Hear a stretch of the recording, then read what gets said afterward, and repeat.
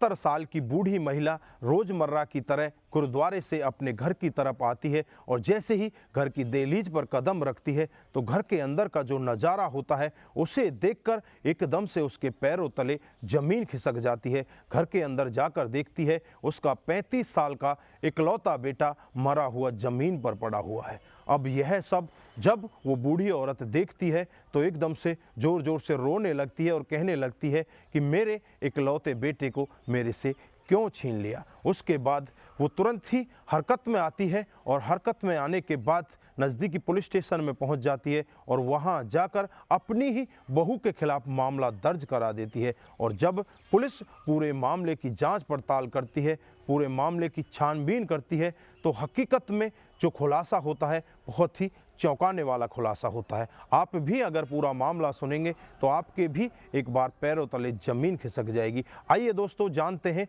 पूरा मामला क्या था। नमस्कार, जय हिंद। आप देख रहे हैं APH न्यूज़ राहुल रावत के साथ। तो दोस्तों आज की जो मैं हकीकत की घटना आपको बताने जा रहा हूं, पंजाब में एक शहर पड़ता है लुधियाना और लुधियाने का एक थाना क्षेत्र है हठूर थाना क्षेत्र और इसी के अंतर्गत एक गांव आता है झोटा गांव। ये झोटा गांव की हकीकत की घटना है। यहां पर 7 सितंबर 2022 की सुबह करीब 8:30-9 बजे का ये वाक़या है जब बलजीत कौर जिसकी उम्र 70 साल होती है वो गुरुद्वारे से अपने घर की तरफ आती है। तो घर का जब नज़ारा देखती है तो एकदम से वो भी रोने लगती है क्योंकि वहाँ पर उसका 35 साल का बेटा जिसका नाम इंद्रजीत सिंह होता है, जिसकी उम्र 35 साल, वो मृत अवस्था में पड़ा हुआ है। यह सब देखकर एकदम से माँ जोरों से रोने लगती है और रोते हुए कि हठूर थाना क्षेत्र में पहुँच जाती है और वहाँ जाकर अपने बेटे की रिपोर्ट दर्ज कराती है कि मेरे बेटे को मारने वाली कोई और नहीं, मेरे बेटे की बहू है जिसका नाम किरणदीप कौर है और जिसकी उम्र लगभग 32 साल है। अब पुलिस एकदम से एक्शन मोड में आती है और तुरंत ही किरणदीप कौर को अपने कब्जे में लेकर उससे जांच पड़ताल करने लग जाती है। जब उससे जांच पड़ताल की जाती है तो बहुत ही चौंकाने वाला खुलासा होता है। दूसरी तरफ डेड बॉडी को अपने कब्जे में लेकर उसे पोस्टमार्टम के लिए भेज दिया जाता है और जब पोस्टमार्टम की रिपोर्ट आती है तो पता चलता है कि इसका गला दबाकर इसकी हत्या की गई है। तमाम तरह से कोशिश करती है छानबीन करने की। घर में CCTV कैमरा लगा होता है और जब CCTV कैमरे को खंगाला जाता है तो पता चलता है कि 6 तारीख की रात को करीब 11-11:30 बजे के बाद से ही CCTV कैमरा बंद हो जाता है और सुबह 6 बजे तक CCTV कैमरा बंद होता है। अब पुलिस का शक और भी ज़्यादा बहू के ऊपर मंडराने लगता है क्योंकि सास ने यही कहा था कि मेरी बहू ने ही मेरे बेटे को मारा है।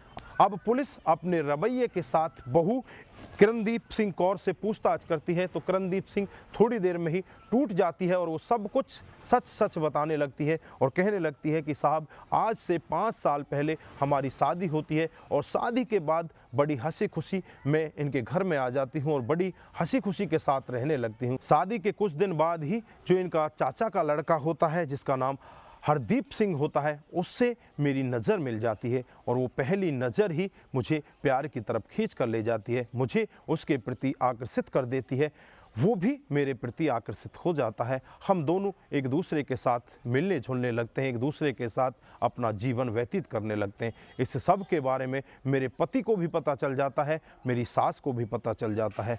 उसके बाद ये मेरे ऊपर बहुत ही ज़्यादा नज़र रखने लगते हैं और नज़र रखते हुए एक CCTV कैमरा घर में लगवा देते हैं जिससे कि हर वक्त मेरे ऊपर नज़र रखी जा सके।